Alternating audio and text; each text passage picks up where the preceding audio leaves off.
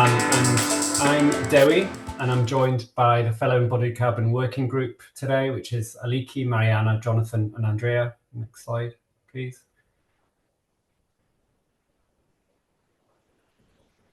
Are we locked? Oh, there we are. I think next slide again. And together we represent ACAN, which is the Architects Climate Action Network UK, as I'm sure you all know. And we're a network of individuals within architecture and related built environment professions, taking actions to address the twin crises of climate and ecological breakdown. And our mission is to mobilize a new movement of professional activists towards this goal by building an open, supportive, and inclusive organization. ACAN empowers individuals to proactively seek change and facilitate collective effort through a shared platform built on collaboration. Next slide, please. We have three aims. First is to decarbonize now. We seek to radically transform the regulatory, economic, and cultural landscape in which our built environment is made, operated and renewed in order to facilitate rapid decarbonization of the built environment. And second, to achieve ecological regeneration by immediate adoption of regenerative and ecological principles within the built environment and society. And finally, to spark cultural transformation, we call for a complete remodeling of our professional culture by challenging and redefining the value systems at the heart of our industry and education systems. And there are many ways to get involved with ACAN, from simply joining the conversation in our WhatsApp groups or becoming a member and helping shape the direction of the organization. And these will be posted in the chat shortly. So today we're running the fourth session of our Carbon Clinics campaign, which is a series of dedicated to knowledge sharing and practical troubleshooting. And the aim of this campaign is to increase the adoption, improve the implementation, and ensure the consistency of whole life cycle assessment across the built environment. And you can find the recordings of our previous sessions on the ACAN YouTube channel, where we'll also post our session today, probably in a few weeks' time. Next slide. You'll see some of the topics we've already discussed or plan to explore over the coming sessions, but we're always open for additional suggestions. So if you've got any burning topics you'd like to be covered, or if you're interested in getting involved, we'd love to hear from you. And before we start, we would like you to complete this poll, which is essentially what life cycle assessment tools are you currently exploring for your own design practice? And I'll give this a few seconds, and then Mariana can take over. Maybe this can be copied into the chat as well if it's not already. Very efficient, it's already in there.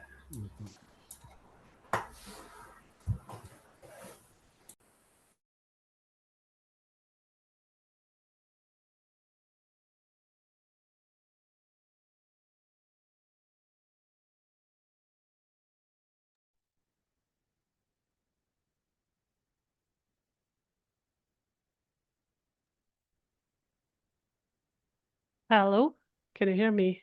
Hello. Okay.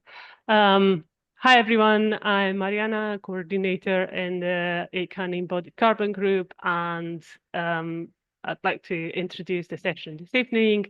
Today's session is about whole life cycle assessment tools and how these are being used in practice. We know that choosing a whole life cycle assessment tool isn't easy because this is a topic that comes up a lot in forums, webinars, and our Embodied Carbon thematic group chat. So to support this ongoing conversation, we thought it would be useful to explore some of the most widely used whole life cycle assessment tools through a two-part webinar series. The first session, which we held back in June, was a whistle-stop tour of some of the life cycle assessment tools most commonly used in the UK's built environment. And back then, we've invited representatives from different tools to give us an overview of this platform, explain how they work, how they fit in, touching on things like standards, data, and the scope of the analysis. If you haven't joined that session, you can watch the recording on our YouTube channel. Today is part 2 of the series where we're focusing on how these calculators are being used in practice.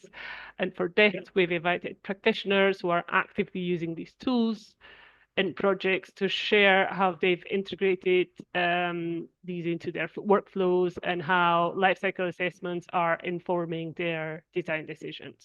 So, presenting today, we have Tor Wickler from Thistleton. Tor is an innovation and sustainability technologist, and in relation to carbon calculators, he supervises environmental impact studies, and he co-built Thistleton's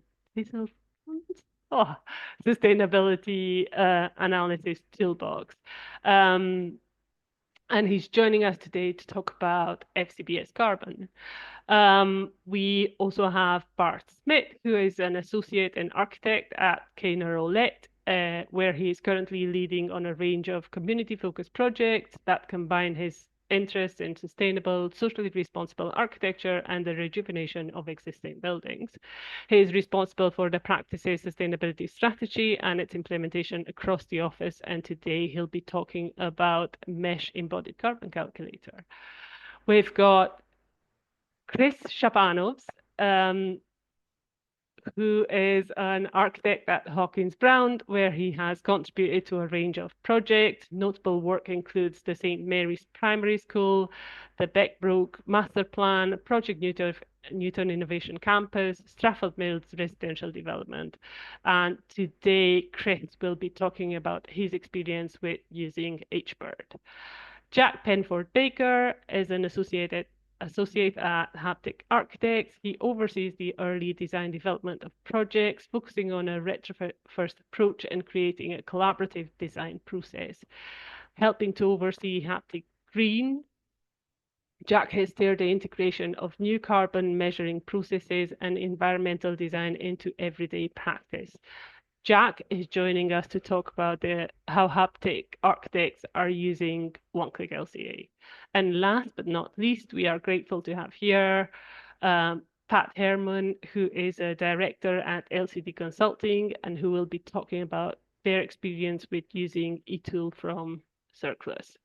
Unfortunately, we were supposed to have Mark Seligman from McCrennan Lavington to talk about Preoptima, but Mark was no longer available to join us today, but we're hoping to hear from him in a future session.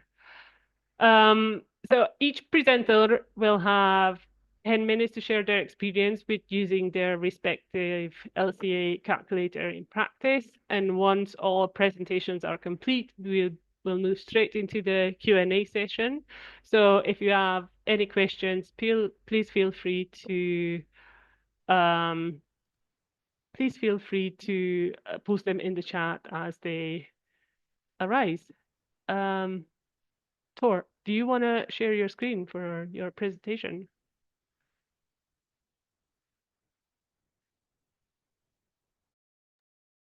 Hello, hopefully you can all see that. But good evening, everyone. My name is Tor Winkler from Wolfthuston Architects, and I will be talking to you about the FCBS tool and how we use that in-house here to do our carbon calculations. So quickly in 10 minutes, I'll try and run you through it all, but I will probably skip on most of the basics that I'm sure we're all aware of. But calculating our carbon impact can be extremely complex sometimes across multiple periods of building life cycle. And then on top of that, we can obviously calculate to different periods of the building life as well. So either the material sourcing of cradle to gate all the way through to cradle, and sometimes in special instances beyond that. And so for us as a practice, we adapt our use of tools slightly, dependent on the REBA stage that we're looking at. Going towards the building completion, obviously there's an increase in detail, and then potentially accuracy as well is what we're hoping for. So to begin with, here it's written that it's more of a parametric model, but essentially that is just a feedback loop that we're using the tool for. And so a lot of the data we're using at this stage is generic EPD information that we're fetching from databases such as the ICE database or iStruct data. Part of the reason for this is that early stage especially, we don't want to hang our hats on very specific material information, just because we know over the course of the following stages, a lot of things could be VE'd out, or even on the construction substituted later. So we try and keep it as generic as possible early on. And then moving on as the design progresses, we can then introduce a kind of hybridization of generic data along with data supplied to us by contractors, potentially on structural quantities or MEP information, etc. But once again, we're still making sure to do this iterative improvement on our carbon impact by substituting in materials, focusing on massing, etc. During the early stages. And so this is really just trying to highlight that when we have our outline design, we then feed that into the FCBS tool. We can quickly input low levels of detail to create very valuable outputs that can then feed back into our design process. Rather than just using a tool at the end of the design stage to try and create quantification, we're always trying to implement these tools as early on in the process. And so looking at then the later stages, once we've come to a more finalized model, we still have this hybridization of data because we may not be 100% certain on exact EPDs that we may be using. As I say, during the construction, materials can always be substituted in, there are last minute changes, etc. And so, as I'm sure you're aware, with the RICS version 2, there are percentages that will be added in during the design, during the LCA calculation process. But yeah, especially when it comes to EPD selection, etc., we try and stay generic, not to overpromise on our results at the end. And then towards the tail end of that, we have the kind of finalized as-built model. And from here, we can then start introducing information on the construction process, any enabling works that were provided, more accurate estimates on transport, etc. And so this really helps us build out this final LCA with good results that we can supply to whoever requires it. And then in terms of the tool use itself, the FCBS Carbon tool is a brilliant tool for the early stages. Part of the reason for this would be the intuitiveness of the tool. It's really simple to use and understand, even when you only have minimal experience. And for me, as part of my role, I do need to kind of try and upskill in the office and get everyone using tools to better improve their workflow. And I found that the FCBS tool has been very quickly picked up by users in the office. And part of the reason for that also is that it's Excel based. Rather than people in the office having to learn a new tool or navigate something that may take a longer period of time to learn, I would say that everyone has Excel and everyone knows how to use Excel to a good enough standard to be able to approach the FCBS Carbon tool. And then, as you can see here, in terms of the Reba stages, the very early generic information can be applied, and then you can build into the FCBS tool more specific data when that becomes available. And this kind of rapid testing approach has been really valuable for us to quickly get ideas and material decisions through the process as quickly as possible. Once we start to refine our information further, there are limitations on the tool to inputting your own specific EPDs and then more detailed calculations. And as an office, we do have a suite of our own details and build-ups, etc., that we will often use a variation of across various projects. And so having our own element database that is attached to an LCA calculator has been valuable for us. And so later on in the process, and more recently, we've updated this suite of kind of tools that are available to us. But the link between that and FCBS has been really valuable for making this workflow as efficient as possible.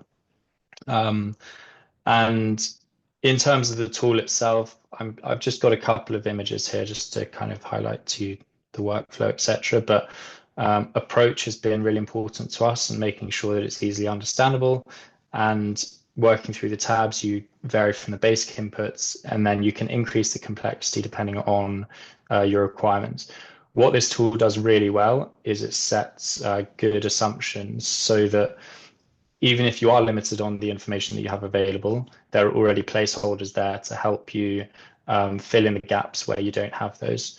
And so some of these kind of placeholders may be based on the ICE database or the iStruct database, and can give you a fairly good estimate on your building results as you work through the process.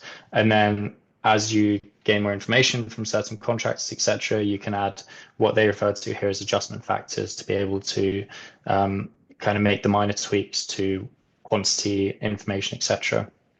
As you can see as well as one of the columns is age of existing. I just wanted to highlight that because we've done a number of projects with this tool on refurb and retrofits, and it's got a really powerful optioneering for that as well, so that we can really clearly specify what's existing and what's not.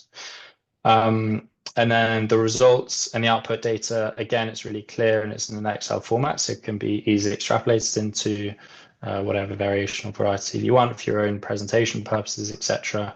And then the alignment to a lot of the existing standards and benchmarks as well.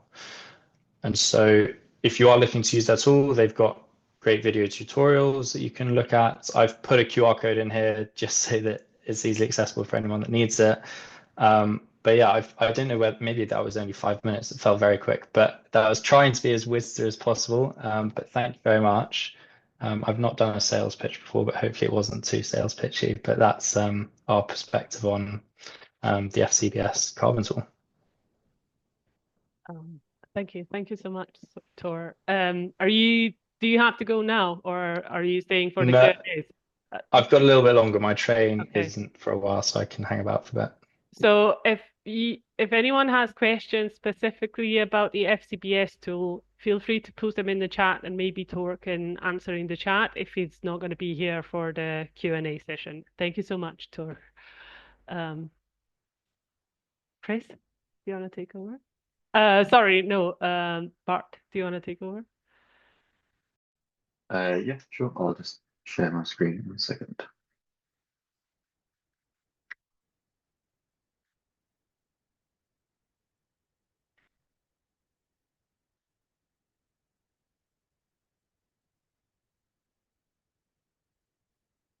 Okay, can you see that okay? Great.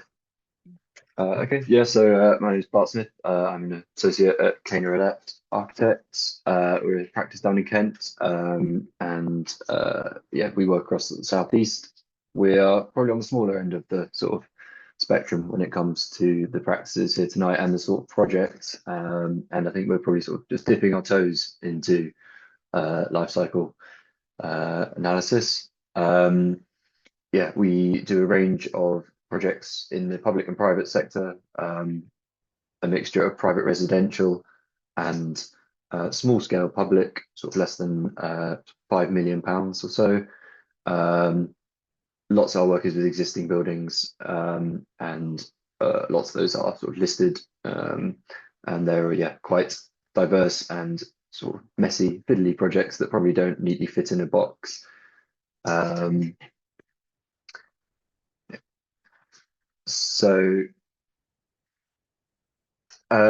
yeah, this the things I'm going to try and rattle through as quickly as possible is why doing the LCA, the Meshworks tool that we are using, the actual sort of workflow and key uses that we are finding for it, and then a few sort of reflections and limitations of it.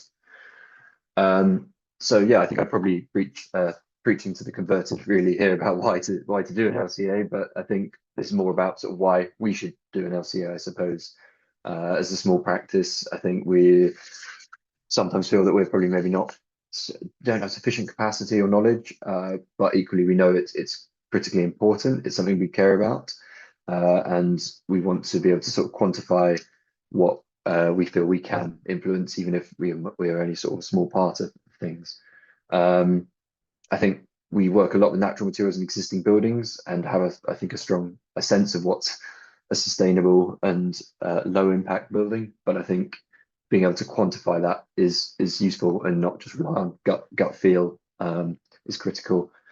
So I think we also want to just increase our familiarity with the metrics as across the team to be able to then sort of better advise our clients and also the other consultants that we might be working with, appreciating that in future there's likely to be more specialists working on this, and there might even be, hopefully, sort of standards that relate to this. For the projects that we're working, we're not having to ever really have to do this as a requirement from any clients or planning, because we're sort of usually below that threshold, but obviously it's still important.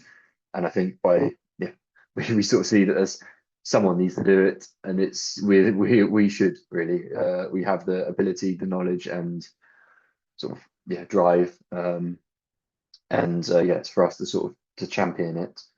And we've sort of found that it's really helpful to identify where there are some quick wins, where we can focus our time and energy. The Meshworks Embodied Carbon tool is sort of just one of the calculators that we've experimented with. So we have used the FCBS one as well, and we also work with Structural Workshop, who have a very good one for the structural side of things as well. All three are sort of free and Excel based, and they function in quite a similar function to what we've already heard tonight. The reason we've used this one a little bit more is that we think it's suitable for smaller scale, a bit more bespoke, and has a little bit more flexibility for as you said, the sort of niggly little complex projects that we do.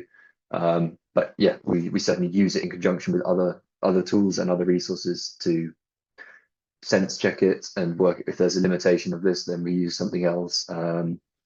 But we found it a helpful tool. So as the talk a couple of weeks ago probably gave a background, it's a fairly simple piece of software or spreadsheet that is basically a materials library, and then you then quantify everything that's in your building. So the standard material library is fairly comprehensive. We find it covers the vast majority of what we need. One thing to note is that windows and doors are reported by meter squared, but everything else is a meter cubed. That's the unit used, which is different from other some software, and can catch you out quite easily, and can also make things just not as intuitive as you would be expecting, because it's quite hard to picture what a sort of a meter cubed of sort of copper rainwater goods might be. It does have the function to add materials in, which is again quite useful for a practice that does a lot of sort of uses a lot of slightly different materials. Obviously, there's a big caveat with this, and I'm conscious that there's lots of discrepancies in EPDs and other sources of information. One of the biggest challenges of doing life cycle analysis is finding accurate, repeatable data to rely on. So we are cautious about doing this, but we obviously use the ICE database if we find there's a gap, or other sort of sources that sort of consolidate information, such as Timber Development UK have quite a good one on timber, but we do sometimes refer to specific EPDs if we find there's just something that isn't really covered by the tool. And then you sort of have to just build up the tool, populate it with the materials that are in your building. It's a fairly sort of methodical process that is, I would say, slightly more suited to slightly later stages in the FCBS tool, in that you have to kind of build the building yourself. It doesn't rely on it doesn't assume the structural grid view and the size of the structure itself. You have to put that in. That's a benefit to us where we're working with a small project that probably doesn't have a particularly defined structural grid, or multiple stories. So it's perfect kind of for that.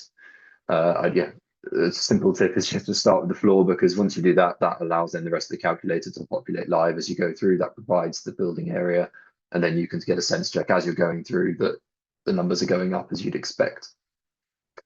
So yeah, very sort of simple sort of workflow here is this is a standard sort of wall type drawing, going to the standard build up for that wall type that we've used and how we would fill it in. So we sort of work type by type. This is usually a sort of stage 2 to 4 that we're using this, but it sort of varies. And so yeah, the information that we know what's going into that wall is then inputted in 2 forms here. One is stuff by area, so that's sheet materials, and then here you have repeating sort of non-sheet materials, so that's stud work and other things like that. The key thing is to use meters, which again is a very easy mistake to make because yeah, getting out by a factor of 10 or even 100 is quite an easy mistake. The other advantage is that it allows you to input sort of volumetric materials, and for us this is key because we're doing sort of small bespoke things, so we can quickly use a structural engineer's model or even model it ourselves very quickly if we've only got 5 pieces of steel. That's a big part of what the building might be, but it doesn't really relate to sort of some of the assumptions in other tools. So from here, this project, we just had the sort of some bespoke foundation footings and a couple of bits of steel, and that was the sort of only thing we modelled volumetrically, and then the rest could be done by simple meter square rates. And we working off a mixture of stage 2 that can just be sketches, but going up to obviously a sort of BIM model. As a practice, we sort of straddle between small scale BIM and old school 2D drafting for some of the projects, especially when we're working on existing buildings. So again, the flexibility of this tool is great for that. It then obviously gives you a sort of reporting page at the end, which is sort of fairly familiar to most people, I imagine. If you provide a sector, it will benchmark it, but many of our projects don't really fall in within those sectors, so it's kind of useful as a sense check to see that you're not really doing anything totally ridiculous, but it's of only some value for us personally. So how we're sort of using it in practice is, this is sort of a stage 2 feasibility, something like that, where we're doing some options. It's to scale, obviously, and we have an idea of how we're making the building. Everything here is what we'd normally be sort of doing to a client, but in the past, maybe we weren't quantifying exactly. We can sort of say, this is obviously it's a bigger building, it's going to have a higher carbon footprint. What you make it out of is going to have an impact, but we can start to give an idea of the upfront carbon. Particularly focusing on upfront carbon because at least for our projects, it's a little bit more easy to get a handle on than end of life. So that is obviously critical as well. Again, not just massing, but build-up. So we also use it to test build-ups where we might have a wood fiber wall construction versus a PIR or something like that, or the cladding or structure. So because it has slightly more flexibility for each wall type or whatever, that's where this tool can be useful. We've been also going back revisiting previous projects where we didn't do any actual life cycle analysis, but just sort of using that as to test ourselves, sense check what decisions we made, were they accurate, and as a means to actually upskill the team and familiar ourselves with the tool. So this is our project down at the NEP estate, where one retrofit was done with a whole life cycle carbon analysis because it was slightly simpler, whereas this building was a bit more fiddly because it was a lot of existing build structure. But then we found that the Meshworks tool was actually quite well suited to do that. And then, as I sort of mentioned, it gives us a chance to focus on specific high impact elements. So on this project, we had it helped to quantify that by reducing the slab by 75 mil, we're saving sort of 10 tons of CO2, which is sort of 10 transatlantic flights for a person. So by twisting the client's arm to go and resurvey something below ground that was incredibly expensive to survey, we were able to shrink this exclusion zone, or and reduce the structure by 75 mil, which is not massive in the grand scheme of things, but yeah, it's probably the biggest individual impact that I could personally have on sort of carbon for the whole year, to be honest. So it allows that you really rams home how important it is to fight for every sort of kilogram of carbon, and where you can get bang for your buck by spending that extra time to try and make things more efficient and reduce high carbon elements. So yeah, quickly jump onto some limitations of the of this particular tool. It is really only suited to sort of simpler, smaller scale building forms. You can't add rows or types. So if you've got a really complicated building with loads of different wall types, that's not really the right one for you. As with any assessment, it relies heavily on the quality of data you put into it. It is also easy to make data entry mistakes due to just the sheer range of figures, the unfamiliarity that you may have when you see this. You have things that range from a sort of a factor of 2 to 20,000, and you have to basically check your work repeatedly. That if you're putting in new figures, you really have to be absolutely crystal clear of what you're doing. As I said, it relies on material by volume. So for something like a clay tile roof, it's quite hard to work out how the volume of clay tiles on a roof, because it's not a standard depth really, but you can work it out. It's just more maths. So you can easily miss a key element of design, and so if the figure's too good to be true, it's probably because you've forgotten to put in something really obvious. And so again, it's a case of sense checking our work and getting someone else to look through and see, have you actually gone through methodically the parts of the building. There also are, it's a simple Excel spreadsheet. There are a couple of things in there that are sort of slight gremlins, and the team at Meshworks are very helpful and responsive, but there are a couple of times where we've ended up sort of breaking the formulas. So it's, again, if you're looking at the live reporting and it doesn't seem to make sense, there's probably a reason for it. And as I said, we use heavily in conjunction with other tools to compare and check against, because it's kind of one suite of the armory that we have. So as I said, for us, we should just we try really hard to be sort of aware of our limitations. We're clearly not sort of experts on this, and we would usually keep it in-house to sort of just inform our decision making and build up our skills. We're not necessarily going to be publishing the figures that we produce, because we're aware that there's probably some limitations on what we can do, and so we will obviously use sort of external assessors if we were needing to do it for sort of compliance requirements. As I said, though, it does really increase our understanding of the figures themselves, and put some numbers against those decisions that we make in terms of what materials, where we put them, obviously. And then going forward, I think a bit like More Thistleton, we're probably developing our own in-house sort of bespoke calculator that can tie up with our sort of workflow. So for later stages, that's sort of exporting the volumes of materials in our BIM projects, and doing the calculations from that. So that'll be us going forward. I hope I have not overrun. That's all me. No, I think we're fine. Thank you so much, Bart. Thank you so much. This was great. And we're moving swiftly to Chris. Yeah. Do you want me to share or? Up to you if you have the. I think I no. do. Yeah. Okay. I'll just keep it going. Okay. Go for it. Can everyone see it? Yep. Yep. So my name is Chris.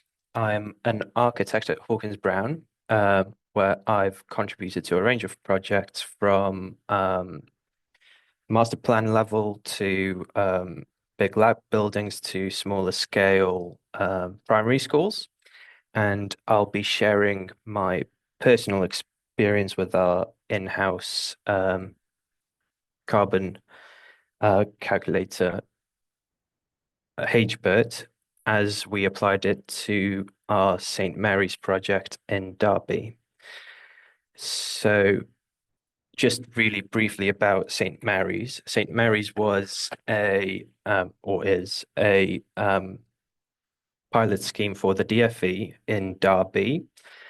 It's a one-story school consisting of 5 buildings, and as mentioned, it was a pilot scheme for the Department for Education's Gen Zero program, which meant that from the very outset, it had very high sustainability goals. So we knew that we wanted to use some sort of a carbon calculator, if not to design.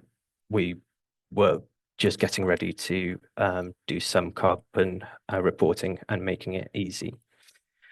On why we chose HBIRT. So HBIRT is an internal Hawkins-Brown tool. It's a carbon emissions reduction tool that allows design teams to analyze and visualize embodied carbon of their designs. It's developed by our own sustainability team. Version 1 of the tool is publicly available and can be used by anyone. My experience personally is with the version 2 of the tool, which is Hawkins-Brown only. So there might be some differences from if you want to use the publicly available one to what you'll see in my presentation. In terms of the project-specific use for HBIRT, we started using HBIRT around stage 3, where we already had a comprehensive Revit model. HBIRT itself is a Revit plugin, so it does need the model to be in good shape. I know within the company we do use it at earlier stages to drive choices in build-ups, but for St. Mary's we sort of wanted to support the representation of the client's choices that were already being made because of the high aspirations of the project.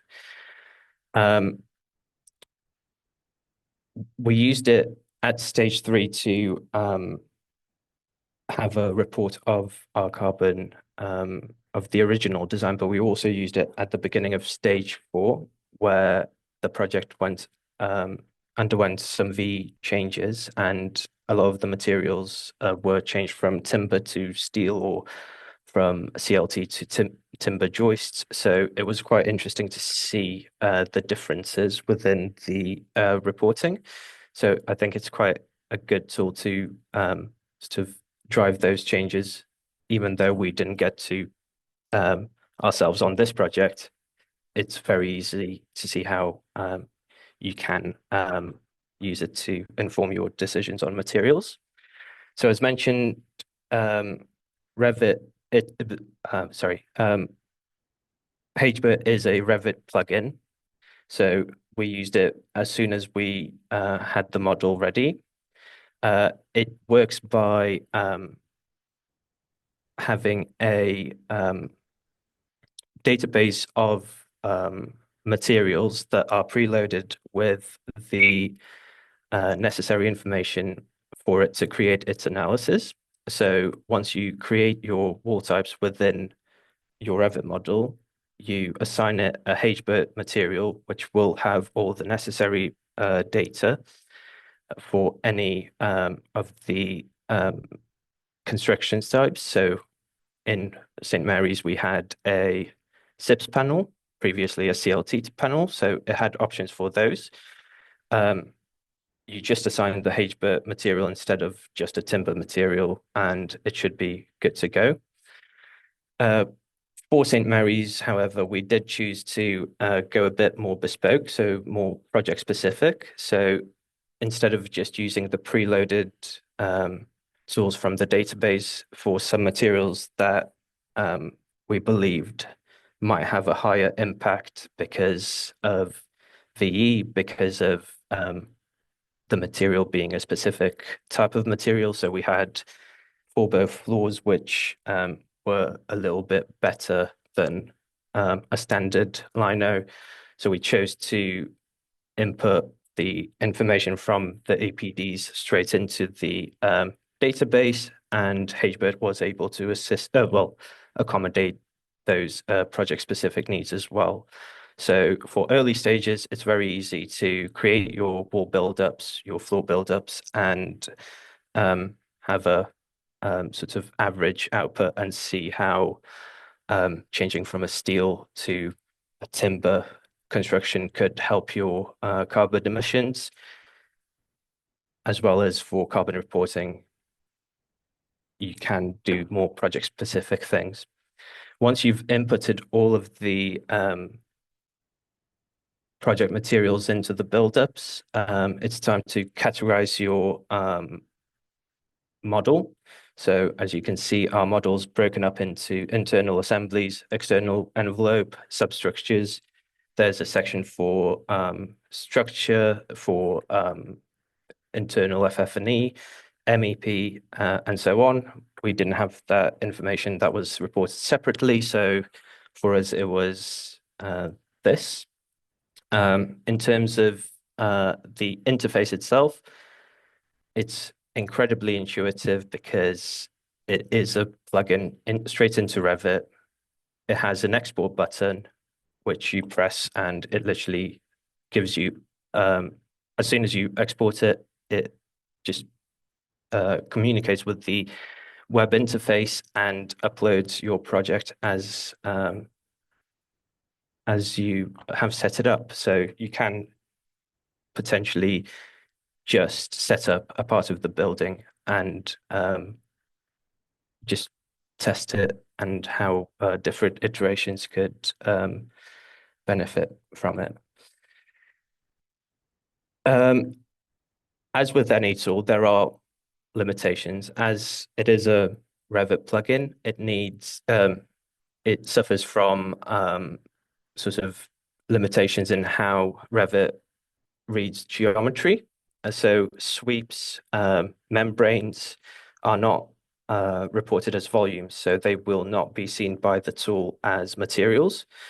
So a workaround that we found was very useful was identifying these materials. So coping that we modeled as a sweep would not show up in our reporting, meaning that we would have to work out the volume of it manually. And the same goes for membranes within the walls, membranes under the slab, hinges on doors, which we all worked the volumes out for and modeled as little cubes to the side of the site, and Revit had no issues with those volumes. So if you do want those more accurate and more in-depth reports, you do need to identify the limitations of your model and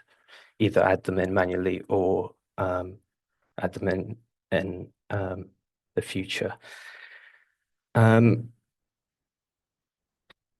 terms of outputs, once you've uploaded everything onto the web portion of the tool, you have another export button that allows you to either export a PDF sheet that can go straight into your presentation to a client.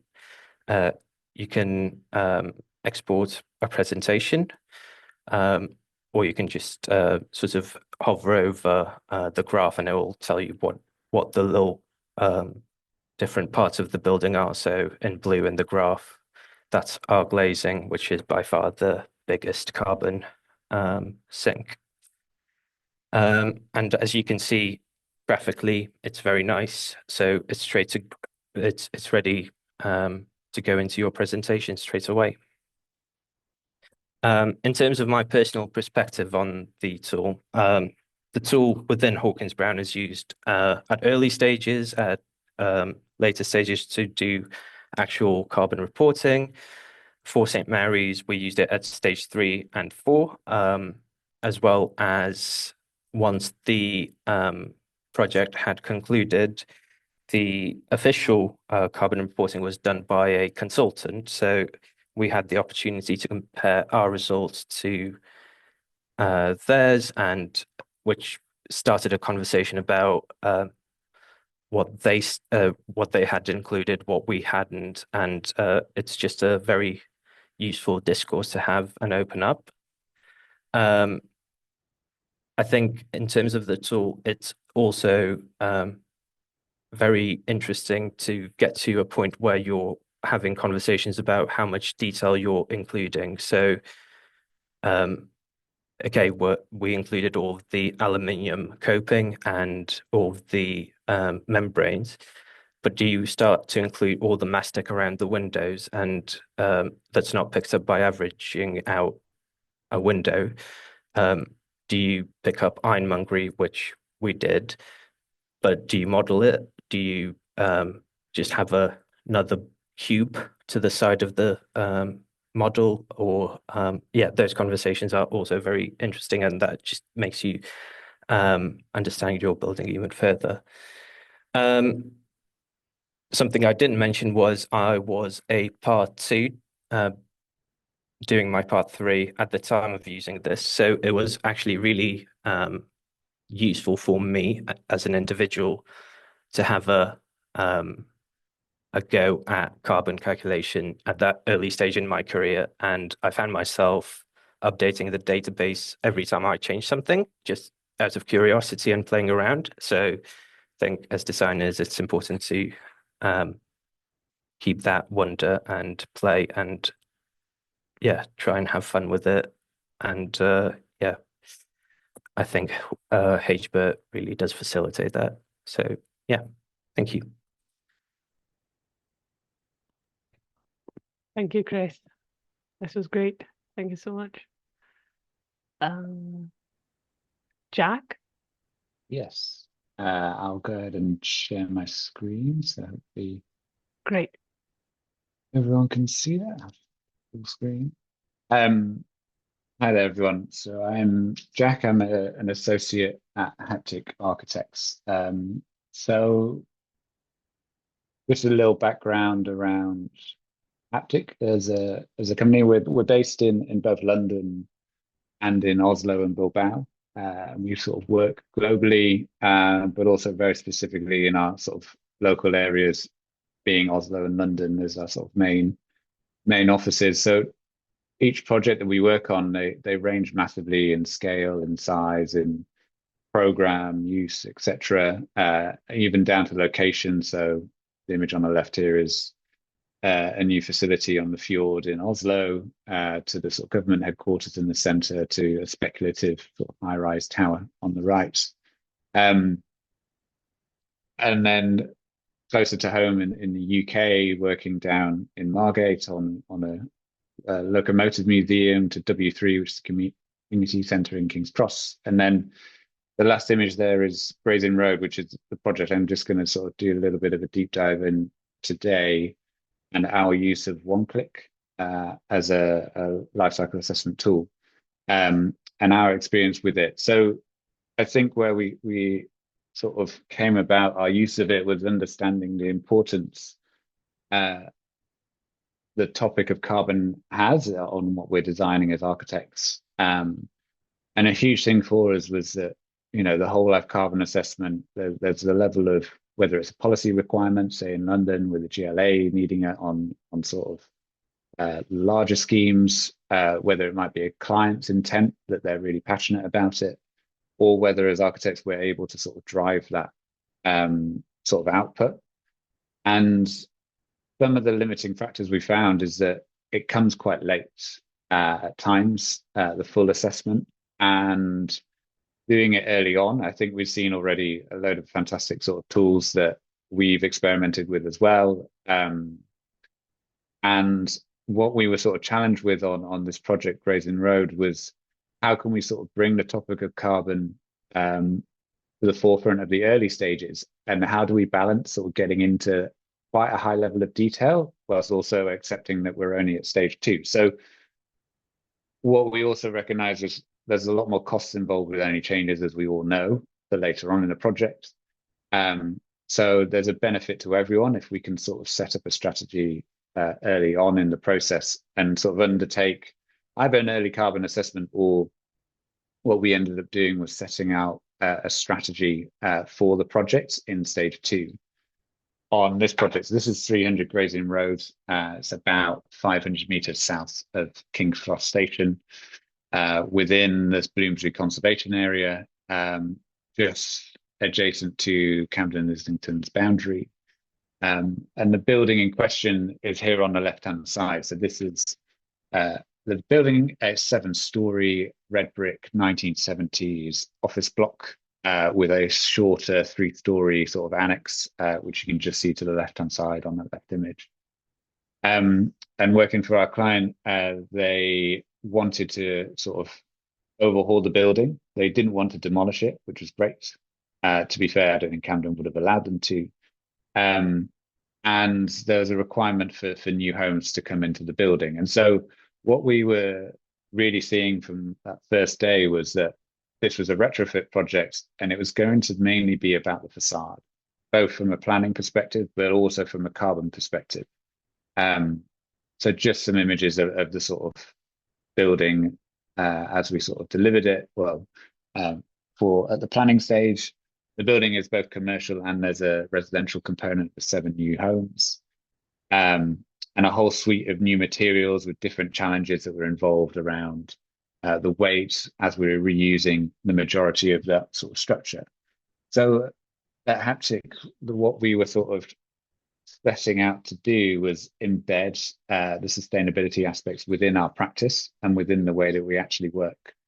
And so that meant bringing in this sort of early carbon assessment and strategy tools, and really understanding the sort of process of setting those targets at the beginning, establishing those principles, testing, reviewing, evaluating, learning, and sort of creating that feedback loop internally so that we could sort of better the way that we're working at a far faster rate.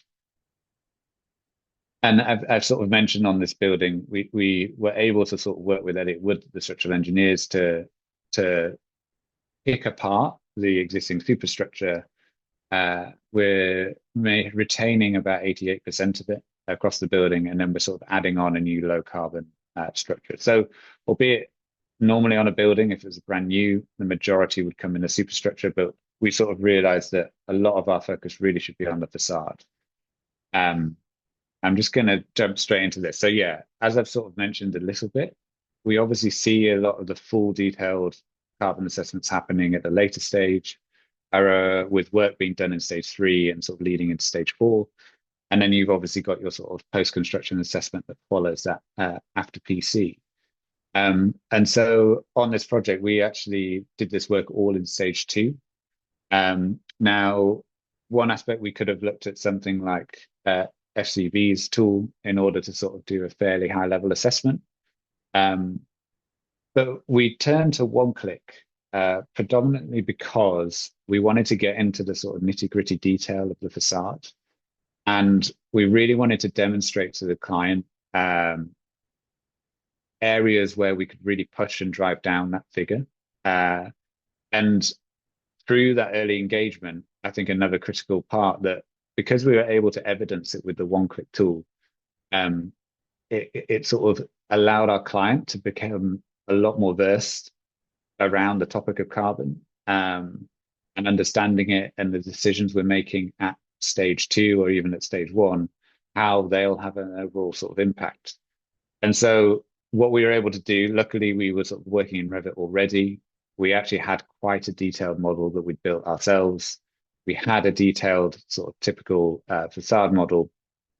And I haven't got sort of our inner workings behind the scenes of using the actual tool. And I assume sort of in the previous session, one-click will have sort of taken you all through the interface, etc., which is really, it's improved a lot actually since this project, and it's coming on in leaps and bounds. It's great to use.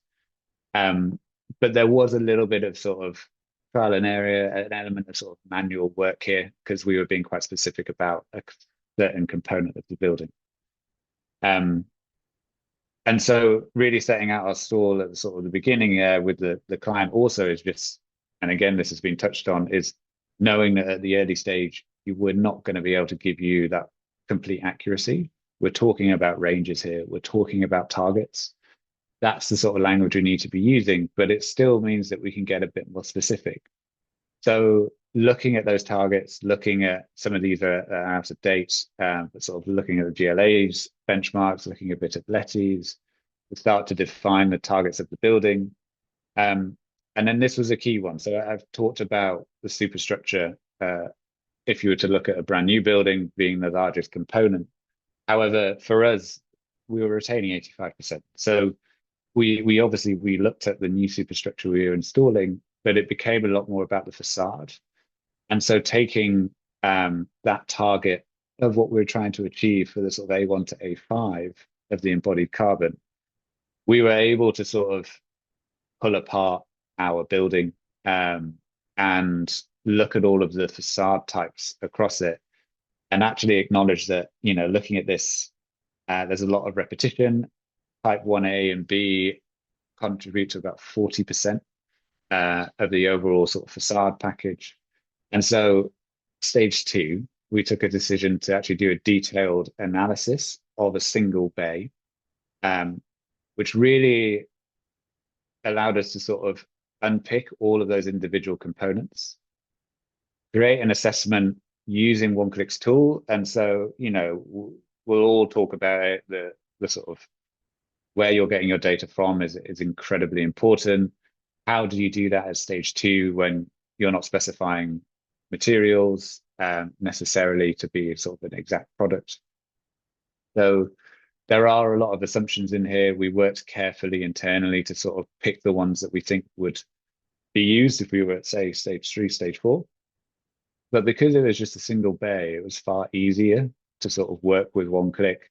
We just set up essentially a model which is just for the facade. So we were able to extract from our Revit model the volumetric data and all of the measurements needed in order to calculate the embodied carbon of this facade.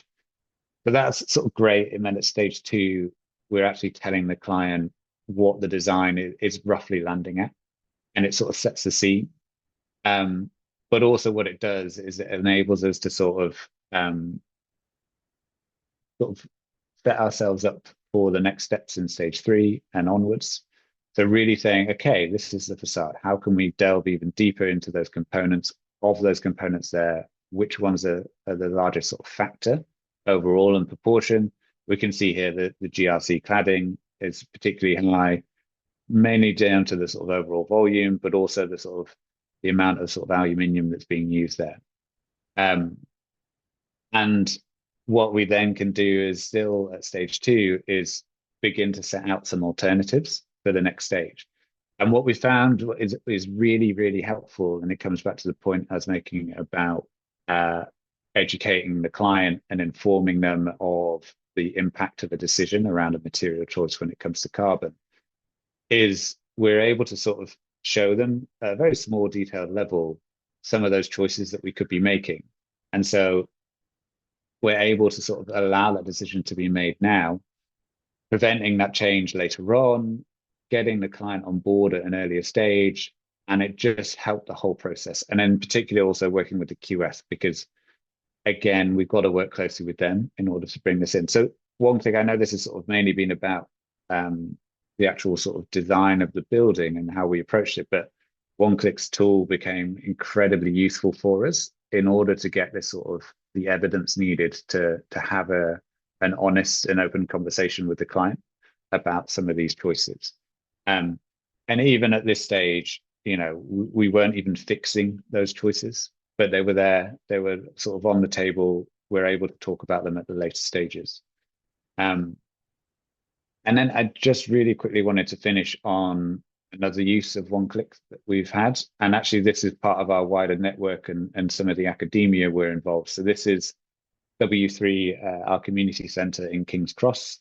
It's a, it's a hybrid structure of a concrete core, but then it's a full mass timber CLT structure, and it's also a timber facade. And this is it sort of going up. You can see sort of elements of steel within there, but this design, importantly, was we won the competition in 2016. We delivered the majority of the design by 2018, and it was an incredibly long process to get completed about a year and a half ago. And the technology and the tools available that we have now were not necessarily around back in 2016, or they're quite sort of junior and infantile, and clients weren't necessarily wanting to engage that much with it. So instead, what we looked at with OneClick on this was, once we were nearing completion of the building, some students actually did their own sort of analysis using OneClick into our building. So taking our detailed Revit model, doing their own assessments of the materials. And what was actually fantastic about it is that they were then using it as a tool to sort of play back to us some of our sort of, well, let's say some of the steps that maybe we should have taken differently had we known this embodied carbon information at the start. They were also able to sort of offer alternative uses for materials in here, all using the OneClick sort of data set.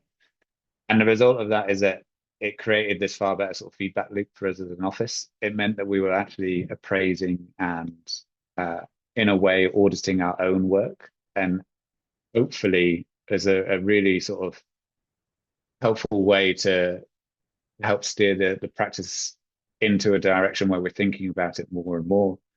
And it's sped up that sort of feedback loop. So it's been a really, really sort of useful tool that we've had in the office. I think there are obvious sort of drawbacks at times, you know, particularly using it when you do need a lot of accurate detail, both in terms of quantities of the materials. You might not have a Revit model that's at that level, and that's completely understandable at the early stages. There's a lot of investment of time needed in order to deliver that. I also think the sort of, you know, there is a transparency of where the EPDs are coming from, but again, at the early stages, we're not really sure what we're going to be using. So there are sort of fallbacks, but I think as long as you sort of address that and make everyone aware within the wider design team and the client team, I think they're using targets is a way in order to still achieve the aspirations and ambitions when it comes to sort of really mitigating the carbon expenditure on projects using these tools. So yeah, I'll leave it there. That's sort of just a little tour of some of what we've been doing. Great presentation, Jack. I can see that you've already got a question in the chat, but we'll get there. Pat, do you want to come on and talk about your experience with eTool? Hi, Pat. Hi everyone. Yeah, I don't have any slides. I'm on a bit of leave at the moment, so I'm just going to wing it and shoot from the hip. But I have been using eTool for on and off for 7 or 8 years now, and most actively in the last 4 years with my own consultancy, LCD. There's 4 of us now. It's a dedicated LCA consultancy, so we're doing LCAs all day, every day, completing 2, 3, sometimes 4 in a week, depending on the stage they're at. If we're at an early stage, we do something really quick and rough and ready because that's what's needed, and there's no data to do anything in too much detail. But we do like to try and get as involved as possible, even at brief stage. Put together a very simple model, put forward the options, discuss how massing and form will affect the carbon outcome. We can make estimates based on some simple models in eTool at early stages, and then we go right the way through stage 2, stage 4 assessments. As built assessments, we also do verifications of other tool from eTool or OneClick or many other assessments. So yeah, we really kind of churn through the volume, and I guess I'll just chat very briefly about some of the key features of eTool and why we've stuck with that tool. I guess I've got a bit of history of eTool. I used to work there, so always been quite familiar with it. But yeah, we review the tools that we use every year because it's a key part of what we do. We do also have a OneClick license that we use occasionally, especially when a client requires it, which happens sometimes. Sometimes specific clients will require you to use specific tools. I guess they've got the overall intention there that there might be a bit more consistency if all consultants use the same tool. There's not. It's more about how you use the tool and the data that you use than the tool itself, which all the tools are using the same maths, more or less. It's very simple maths. It's quantity times a carbon figure. A few difficult bits come into biogenic calculations or module D calculations, which I see is incorrect in a number of tools. Have found eTool more reliable on those parts.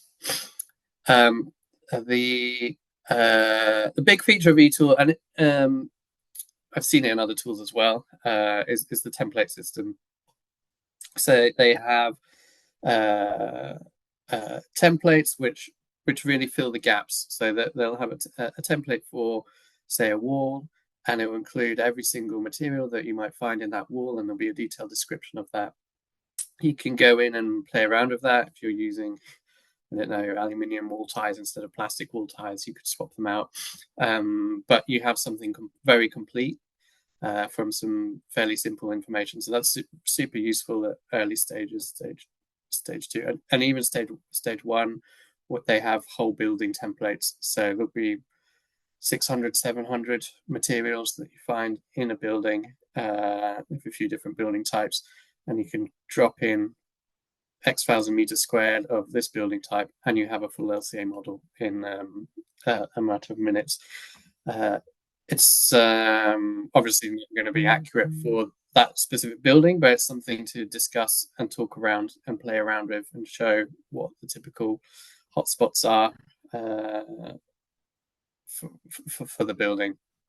Then as the design progresses, it becomes quite easy to swap out templates, bulk swap different types of materials, put forward options at stages of the design.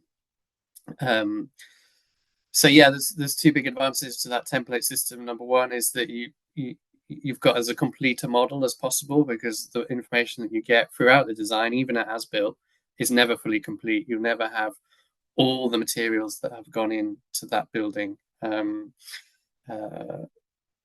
Yeah, a lot of them might be below cut-off rules. You never really know until you've actually tested that, and you never know whether the sum of all those little things is then mounts up to more than you need for the cut-off rules in EN 15978 and the RICS guidance.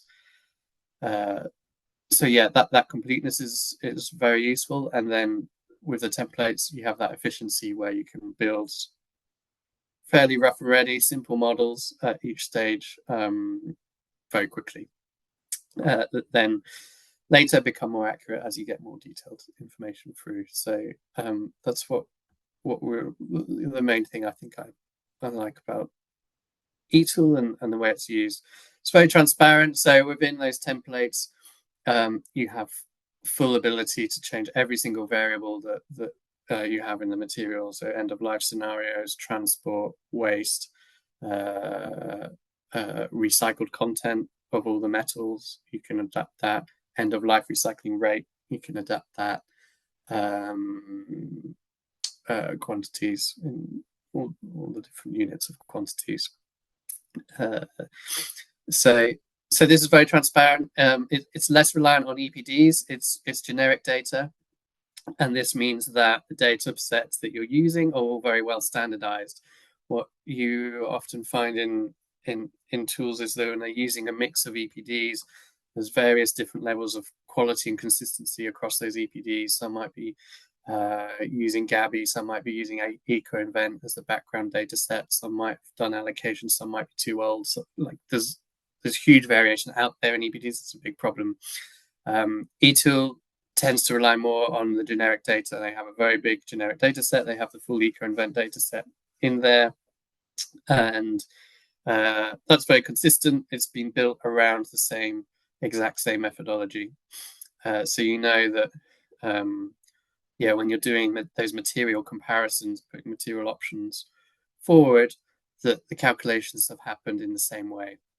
With EPDs, you don't have that at the moment, unless you really interrogate the EPDs.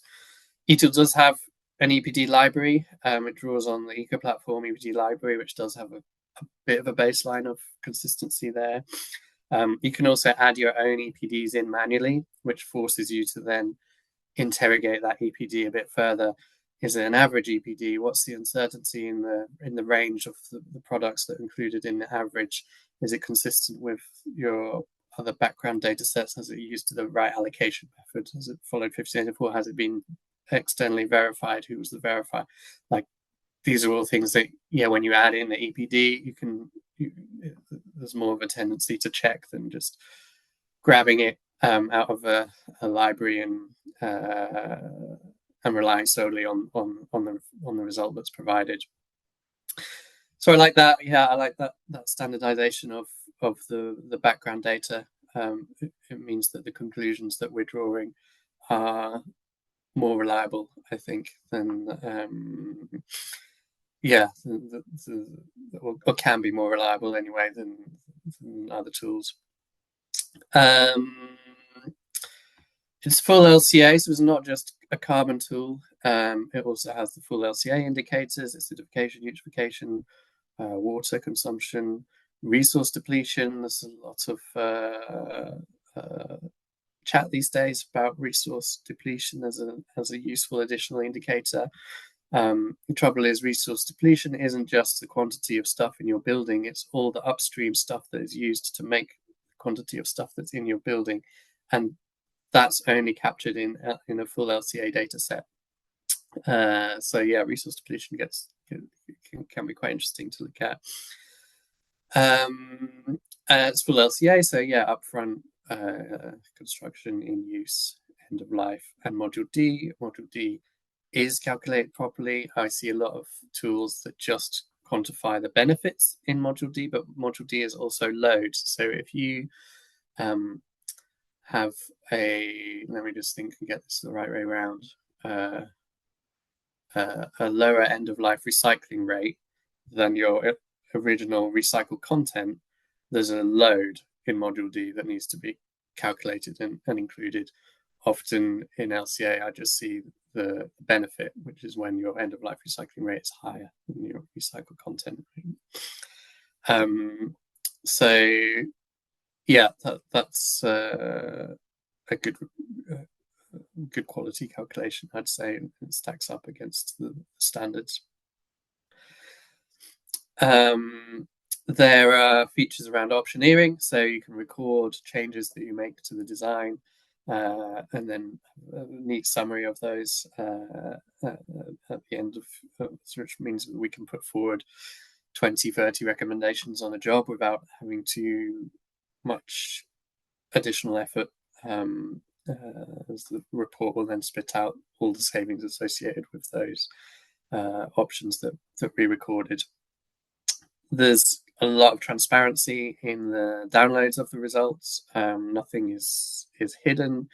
You can download the full inventory, so every single input to the model, assumption and default value, or if the value has been changed, that's flagged in the inventory report. It's very useful for when it's being reviewed by other consultants as well, which is happening more and more. We're getting asked for that more and more.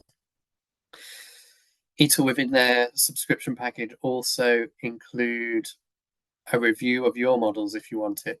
It can take a bit of time, a few weeks sometimes, but that's included in the subscription. They will review as many models as you submit to them. Which, yeah, it's been asked for at GLA. It's been asked for within BREEAM now. Before in BREEAM, it was a bit loose. You could kind of review your own models and get away with it. In the latest version of BREEAM, it has to be a third party. They've clearly stated that. So when you're doing that many LCAs over the course of a year, do a lot for BREEAM, then that becomes quite an expense that is included in the subscription package. It is a paid for tool. It's on the more medium to expensive end, I'd say. We have a floating seat, and it's like 6K a year, which in the scheme of the number of LCAs we're doing, is what we see is very valuable. But yeah, if we had much of a bigger team, we would probably start to look at the free tools, or adapting the free tools, or building our own tool, because yeah, you're then getting into some quite big fees for subscriptions. But it's a competitive space, so who knows what their pricing structure will look like next year.